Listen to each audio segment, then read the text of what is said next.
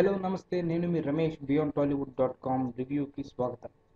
Mega power star Ram Charan బాలీవుడ్లోకి అరంగేట్రం చేసిన సినిమా జంజీర్.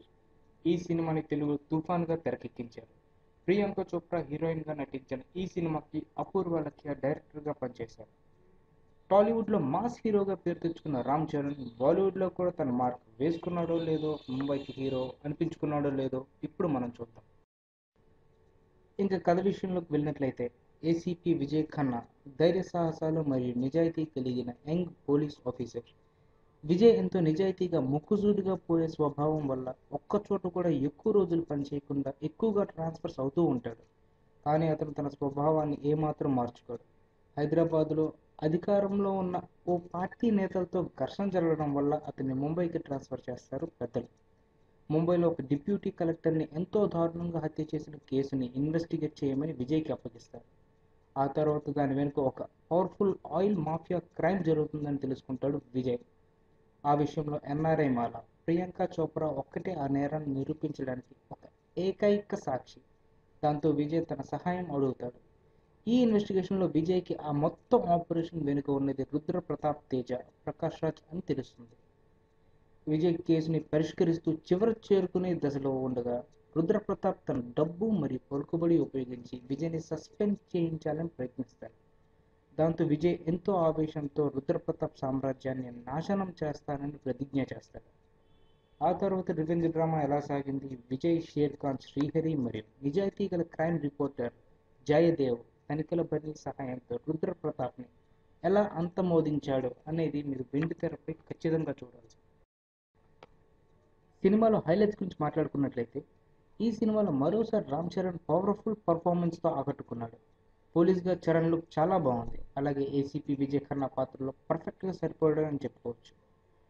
ఈ సినిమా రామ్ చరణ్ బాలీవుడ్లో ఎంట్రీ ఇవ్వడానికి ఓ మంచి సినిమా అని కూడా చెప్పుకోవచ్చు. ప్రియాంక చోప్రా నటనాశైలి చాలా ఆకట్టుకుంది.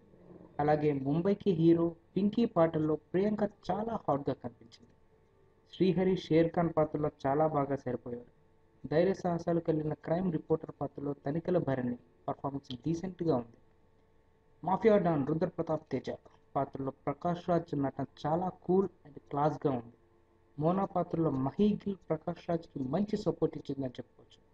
వారిద్దరి మధ్య వచ్చే సీన్స్లో కొన్ని డబుల్ మీనింగ్ డైలాగ్స్ కూడా ఉన్నాయి. అవి బీసీ సెంటర్ ప్రేక్షకులను ఆకట్టుకుంటాయి అని కూడా చెప్పుకోవచ్చు. సినిమా చాలా వేగంగా జరుగుతుంది. అలాగే సినిమా విడివి చాలా తక్కువ కావడం సినిమాకి ప్లస్ పాయింట్ అయింది. జేమ్స్ బాండ్ సినిమాల స్టైల్లో షూట్ చేసిన సినిమా టైటిల్ సాంగ్లో మహీ గిల్ తన అందాలతో ఆరబోసాడు.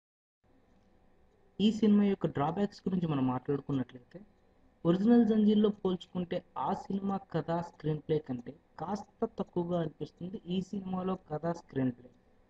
ఈ సినిమా ప్లాట్ మనం ఊహించే విధంగా ఉంటుంది. చరణ్, ప్రియాంక చోప్రా మధ్య తీసిన రొమాంటిక్ ట్రాక్ విషయంలో ఇంకాస్త కేర్ తీసుకొనవచ్చు. దీని ఒరిజినల్ వర్షన్లో అమితాబ్ బచ్చన్, ప్రణ్ మధ్య బంధాన్ని చాలా బాగా చూపించారు. దాన్ని ఆ రేంజ్లో ఈ రీమేక్ జంజీర్లో చూపించలేకపోయారని గమనించవచ్చు. చరణ్, శ్రీహరి రిలేషన్లో ఎక్కడో ఎమోషన్స్ తగ్గినట్టు గమనించవచ్చు. సినిమాలో పాటలు వచ్చే సందర్భాల్లో అస్సలు సూట్ కాదు. ముఖ్యంగా ముంబైకి హీరో సాంగ్ ఎప్పుడు వచ్చిందో, ఎందుకు వచ్చిందో కూడా అర్థం కాదు. ఇది తెలుగు సినిమా కాదు మరియు చరణ్ అభిమానులు కోరుకునే మాస్ మసాలా ఎంటర్టైన్మెంట్ ఇందులో మిస్ అయింది.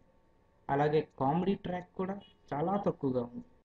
చివరిగా చెప్పుకొచ్చేది ఏంటి అంటే, ఈ తుఫాన్ సినిమా రామ్ చరణ్కి మంచి హ్యాట్రిక్ హిట్ ఇచ్చిందని చెప్పుకోవాలి. ఈ సినిమాని ఒరిజినల్ క్లాసిక్ మూవీ అని అమితాబ్ జంజీర్తో పోల్చుకునే కూడదు. ఎందుకంటే ఈ రెండు భిన్న తరహా సినిమాలు. అలాగే సినిమా నిడివి చాలా తక్కువగా ఉండటం వల్ల సినిమాకి హెల్ప్ఫుల్ అయింది. ఇంకాస్త బెటర్ స్క్రిప్ట్ మరియు హై ఎంటర్టైన్మెంట్ ఉండుంటే ఈ సినిమా ఇంకా బాగా రాణించేది. ఇది ఈ వారం రివ్యూ. మళ్ళీ వచ్చే వారం వేరే రివ్యూతో కలుద్దాం. అంతవరకు సెలవు. Ramesh beyond Tollywood .com.